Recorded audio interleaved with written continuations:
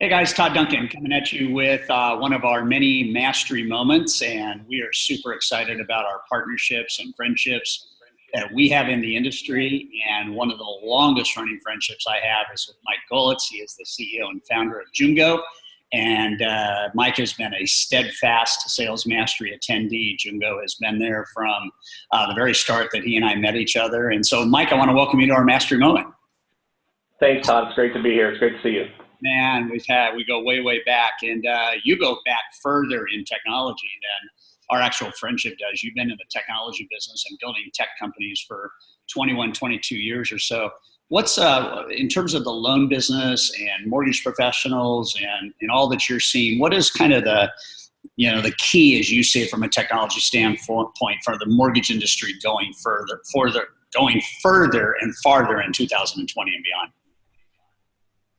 Yeah, it's great to see what's happening. I mean, I almost feel like finally, our industry's decided to take technology and the things that you can do with apps in the cloud and mobile very seriously. And I think we'd have to give a ton of credit to the advent of technologies like Optimal Blue and probably more importantly what Rocket Mortgage has brought to the equation.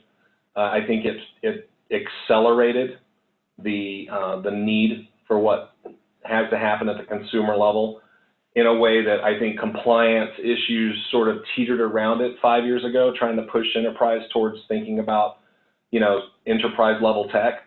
But I think Rocket Mortgage really put everybody back on their heels, improving the consumer facing experience in such a way that now you're seeing the companies like Blend get into the space and offer a white labeled version or a standalone version for your company to be able to try to be competitive with Rocket Mortgage.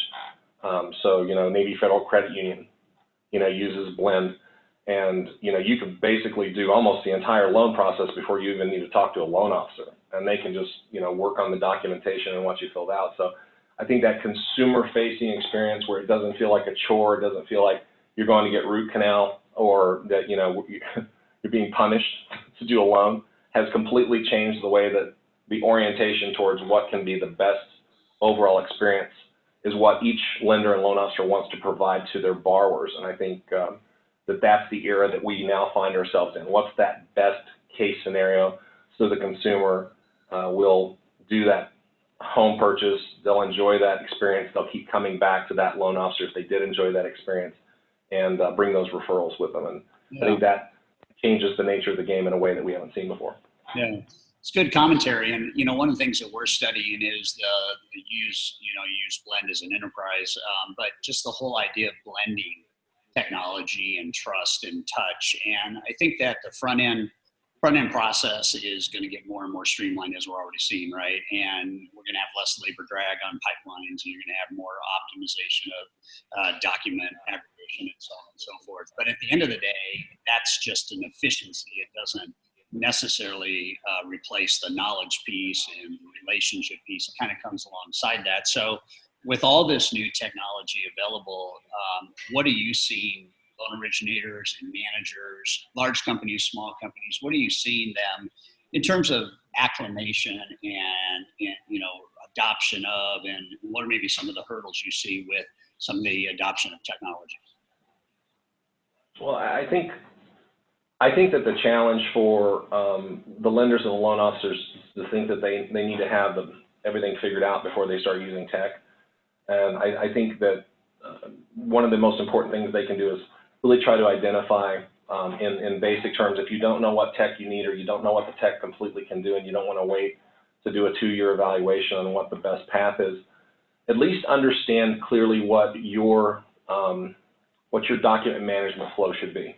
So if you're using a product and pricing engine, an LOS, a CRM, a digital marketing platform, you're using all these different technologies, really being able to define how the marketing, generating the lead qualification process, some of those end up in a loan application, through the loan application process to completion or not completion, and then the follow-up marketing to a client or to someone who couldn't become a client.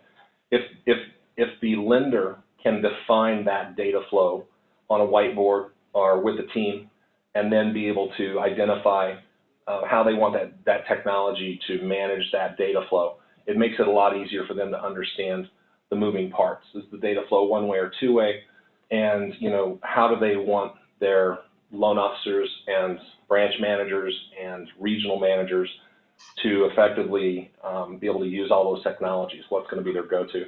And the single most important thing that I think the industry needs to do is, if you're going to spend the money and time to have a technology in place, then put a policy and procedure behind it that says, this is the tech that we've chosen, this is the tech we're going to use.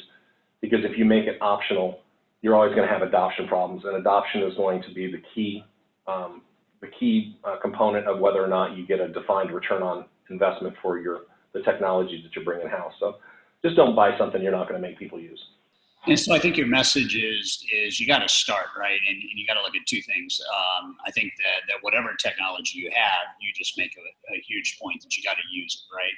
And talking about how many LOs today and really how many companies don't have that kind of flow figured out yet. I was recently doing an event with probably 80 mortgage professionals. It was our 4-day event. It was white labeled for one of our clients, and it was amazing to me to see how illegitimate the concept of follow-up is. You make a point on, you know, what does that flow look like from lead to, you know, to lead capture to, you know, application to all of that. And then the ones that don't qualify or can't do something right now, or maybe you reached them soon enough where they're not going to be doing something for a month or two or three.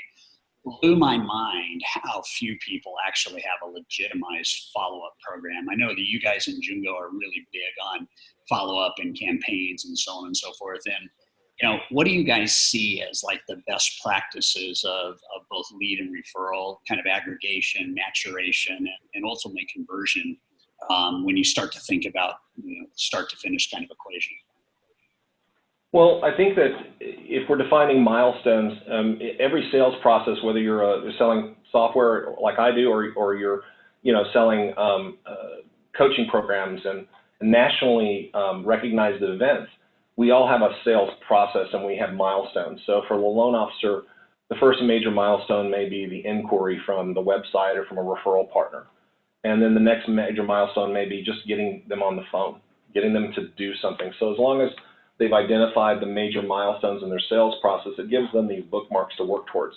And all the technology is really supposed to do is it's supposed to do the jobs that don't require a human. So if you look at your entire process and go, yeah, a machine could do this for me, a computer could do this for me, a tech could do this for me, but it's really better if I do it, then you've really started to touch on why we've always got job security in the fintech space. Because no matter how high tech we get, there still needs to be a loan officer there to handle those complex situations. The robot doesn't answer it as well.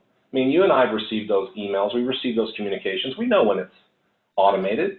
And in some cases you're going, this is appropriate, it's automated, it's no big deal. But how much do we appreciate when we talk to the loan officer? I mean, when I talk to Jeremy Forsey, my loan officer for, you know, 22 years or however long it's been, and he's done 7 or 8 mortgages for me. You know, the Rocket Mortgages of the world, all due respect, I've already given them a lot of respect. I appreciate what they're doing, but I would never leave a Jeremy Forcier to go deal with somebody in a call center, because I know what I need to get my loan done. And as simple as they may make the process, there's an assurance level, there's an expert level, there's a confidence that I have in my mortgage professional that says, you can't machine learn what this guy knows. There's no way to data entry or solve the kind of things he comes up with working with the underwriters and figuring out ways when the IRS delays those tax returns arriving on the time for us to buy the house, and Jeremy goes to bat and does his magic. So when we're talking about the kind of loan officers you deal with and the kind of loan officers that we typically deal with here at Jungo, I believe the technology is only going to provide a path for them to do more of what they do well, because the face-to-face, belly-to-belly interactions is the magic and the knowledge they bring. So the knowledge base they have can never be duplicated with technology. You know, I think back to 3.5 years ago, I got kind of the call that nobody ever wants to get, you know, that I had cancer, and I ended up having a prostate exam, surgery. It was radical prostatectomy, right? And the guy that was my doctor was one of the champions when he was a teenager of the video game kind of competition around the world. And it was amazing that there was 4 doctors involved in this surgery, and all technology did was radically assist how they did what they needed to do. They still needed to have the knowledge. They still needed to understand the organs. They still needed to understand the nerves and the nerve bundles and things like that. And yet the technology made my recovery so much better, and to be cancer free for almost 4 years now and to have no side effects. I mean, I would not have for a moment. In fact, I left a doctor and did not allow him to do anything because he did it the old fashioned way.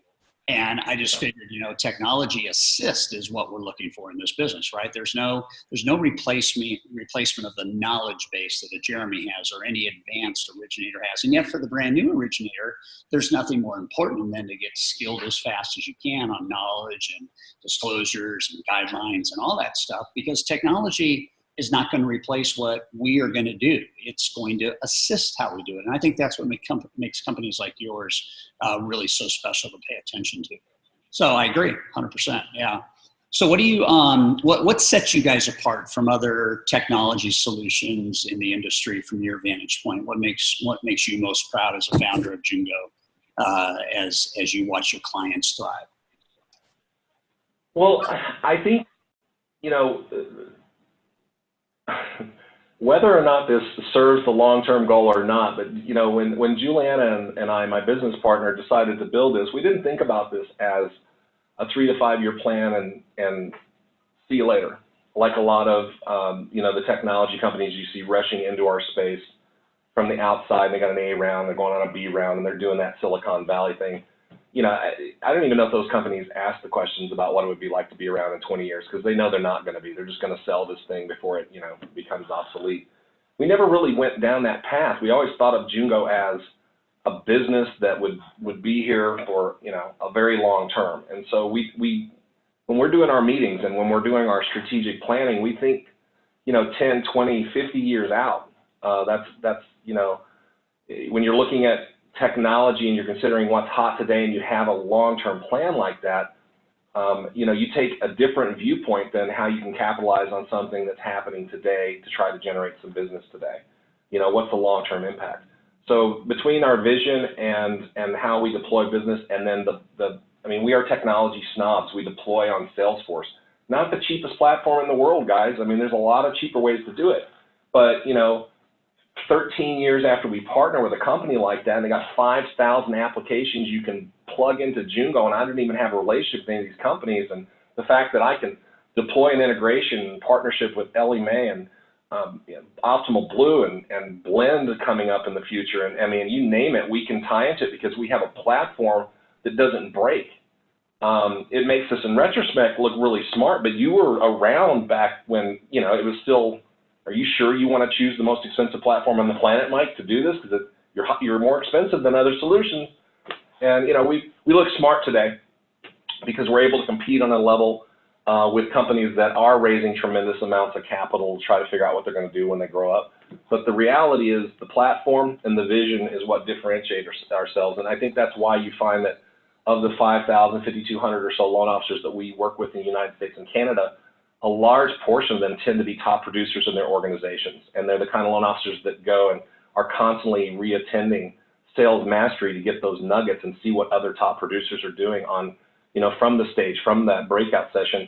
And, we don't lose a lot of clients. So, that is, if you take into consideration, like most of our loan officers, we built our business, and maybe like you, on mostly referrals. We don't do a lot of marketing when we come to your event. But we don't do a lot of traditional marketing like you see the other players doing. So it's word of mouth. It's people saying, have you used Jungo? Or being at your event, Todd, and saying, you need to come over to this booth and meet, the team at Jungo. That's who I use for my database. Yeah. It's been awesome to watch you guys thrive, and we're excited that you're back at Mastery this year. And you guys have a good reputation. Your clients and users are fitting right into our theme this year, which is Fit Fast Forward. So good chatting with you. We'll see you in October at Sales Mastermind. Thanks, Todd. Always a pleasure.